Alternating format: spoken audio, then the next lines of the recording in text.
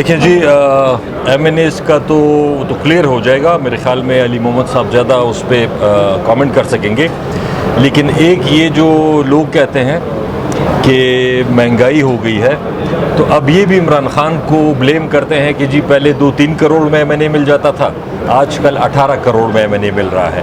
ये अपोजिशन की सियासत है। बोरियां आई हुई हैं, सिंध हाउस में लोग बिठाए हुए हैं, ख़रीदार बिठाए हुए हैं। तो अब अगर इस तरह की सियासत है तो ये तो मेरे ख्याल में फिर इमरान खान ठीक कहता है कि ये बाकी सारी पार्टियां जो हैं, ये एक ही, कल आपने शहबाज शरीफ साहब की बात सुनी होगी कि माइनस इमरान खान हम नेशनल गवर्नमेंट बनाएंगे।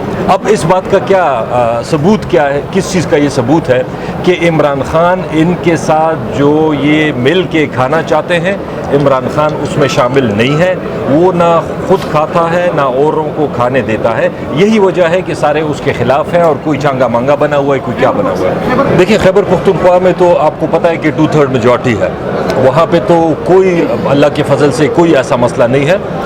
जो बलूचिस्तान अवामी पार्टी के हैं मेंबरान, तो वो अगर अपनी कोई नेशनल लेवल की पॉलिसी अपनाते हुए वो कोई लाहेअमल इख्तियार करते हैं, ये उनकी अपनी मर्ज़ी है। लेकिन बहरहाल हमारी हुकूमत को कोई फ़र्क नहीं पड़ेगा अगर 10-12 लोग नाराज़ भी हैं। नाराज़ हर पार्टी में होते हैं, किसी के मसले होते हैं, मसाइल होते हैं, शिकवे होते हैं, गिले होते हैं, तो वो इंशाल्लाह दूर हो जाएंगे। लेकिन हुकूमत को कोई ख़तरा नहीं है केपी में। कोई खिलाफवर्जी इमरान खान साहब ने नहीं की। ऑर्डिनेंस पास हुआ है और ऑर्डिनेंस को चैलेंज करने का इख्तियार अदालतों को है। इलेक्शन कमीशन ऑफ पाकिस्तान जो है वो उस लॉ को जो ऑर्डिनेंस से पास हुआ है उसको वो चैलेंज नहीं कर सकती।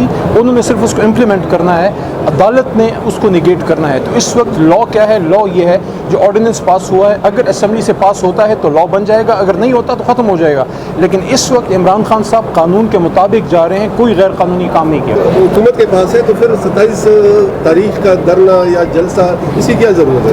कौम को अपने लीडर पे एतमाद का इजहार करना है और कौम ने साबित करना है कि आज भी इमरान खान साहब इस मुल्क में वाहिद तन्हा कौमी लीडर हैं। बाकी सियासी बोने इकट्ठे हुए हैं और इंशाअल्लाह अज़ीज़ इनको मुँह की खानी पड़ेगी। और ये घोड़ा और ये मैदान, ये तकरीबन 2 हफ्ते में सब कुछ आपको क्लियर हो जाएगा। Thank you.